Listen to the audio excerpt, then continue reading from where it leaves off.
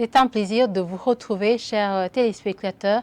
Bienvenue à ce journal dont voici les principaux titres. La mairie de Bujumbura compte mettre sur pied une base de données des personnes qui doivent s'acquitter des impôts et taxes jusqu'au 31 décembre. Annonce faite par le maire de la ville de Bujumbura après un constat. Ces derniers doivent une somme allant au-delà de 3 milliards de francs. Vous aurez les détails au cours de ce journal. Et notre page politique de ce soir, un expert politique va vous parler de la différence entre la propagande politique et la propagande électorale. La propagande politique devrait être quotidienne, indique-t-il. Tout de suite, les détails.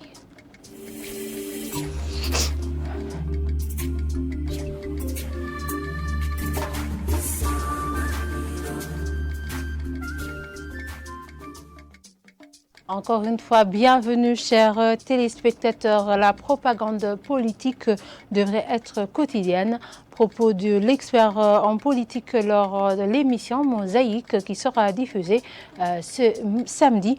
Denis Banchimio, ça fait aussi savoir il y a une nuance entre la propagande politique et celle électorale et invite les responsables des partis politiques à ne pas attendre le jour de l'élection pour le faire. Je vous propose de le suivre.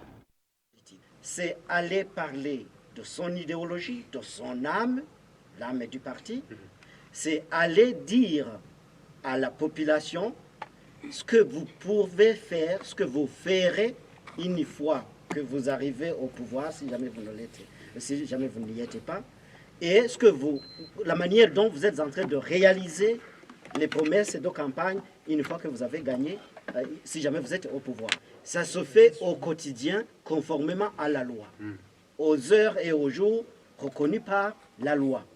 C'est le fait qu'un parti politique organise une animation politique et locale. Par exemple, le fait d'aller dans les communes, le fait d'aller dans les zones, dans les communes, dans les provinces, le fait de faire une conférence de presse. Cette propagande politique se transforme en une propagande électorale au moment des élections. Voilà la différence. Lorsque le parti politique va sur le terrain, dans des pays véritablement démocratiques, lorsqu'il s'agit d'une conférence de presse ou d'un meeting, eh bien, ce ne sont pas nécessairement les membres de ce parti qui viennent de l'écouter. C'est tout citoyen. Tout citoyen. Tout citoyen qui le veut vient écouter. S'il est séduit, eh bien, il adhère au parti ou tout simplement, il dit, même si je n'en suis pas membre, le moment électoral, je porterai ma voix à ce parti-là. Voilà. Donc, le jour du vote n'est pas le jour du choix. C'est le jour de la matérialisation du choix. 3 milliards de francs est la somme non encore recouverte par la mairie de Bujumbura à travers les impôts et taxes durant cette année. Les propos sont du maire de la ville de Bujumbura dans une réunion avec les agents de la mairie chargés du recouvrement des impôts et taxes. Jimmy Hatungimana a annoncé que la mairie de Bujumbura va mettre sur pied dès ce lundi prochain un travail de collecte d'une base de données des gens qui devront s'acquitter de ces impôts et taxes jusqu'au 31 décembre. Je vous propose de le suivre. Le 22, nous avons tenu une réunion qu'on a qualifiée une réunion technique, une réunion essentiellement basée sur le recouvrement des qui sont éparpillés à travers la capitale. Il s'agit de 4 groupes. Le premier groupe concerne des contribuables qui ont fait des vraies déclarations, qui n'ont pas payé les montants déclarés. Ça, c'est le premier groupe. Le deuxième groupe, il s'agit des contribuables qui ont payé les impôts et taxes sur base des déclarations.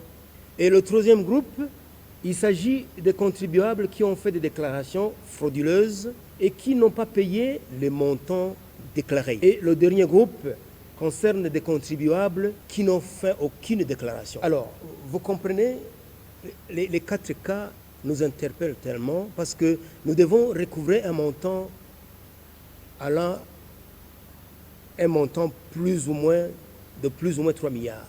Alors, pour recouvrer cet argent, C'est ainsi que nous avons constitué des gens qui vont aller travailler dans les communes, dans les zones et dans les quartiers. Et avec pour mission de nous faire un état des lieux de ces gens qui ne payent pas et qui ont fait des fausses déclarations et qui n'ont jamais fait de déclarations.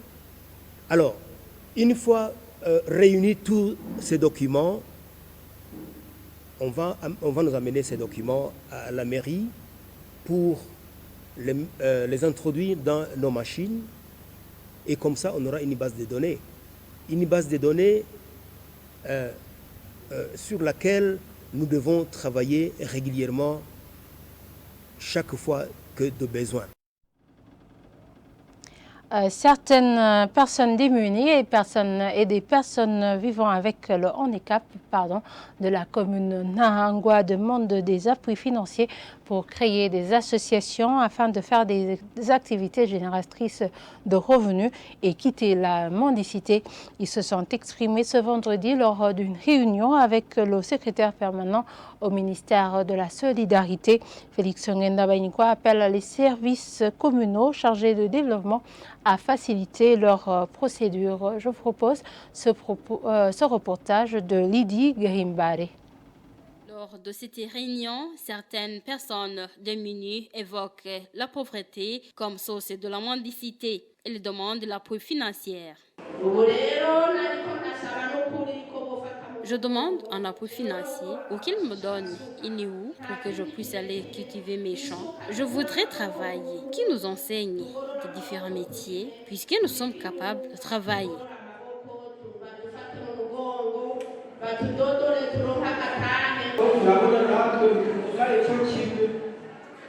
Ici, nous avons des difficultés particulières. Nous qui vivons avec le handicap, franchement, nous pouvons nous aider mutuellement, malgré nos problèmes physiques qu'ils nous donnent à faire. Pour trouver solution à cette problématique, le secrétaire permanent au ministère ayant la solidarité dans cette attribution propose cette catégorie de gens à créer des associations génératrices de revenus. Félix Ngenda-Bayinkwa appelle l'administration à leur faciliter les démarches.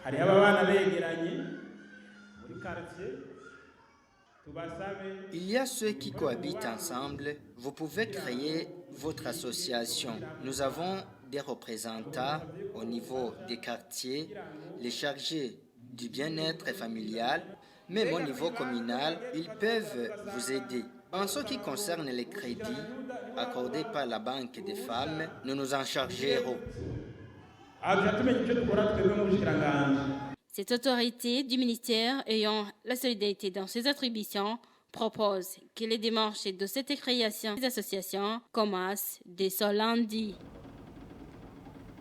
Et en international, au Sri Lanka, la démission du président Gotabaya provoque la liesse de la population qui réclamait son départ depuis plus de 3 mois.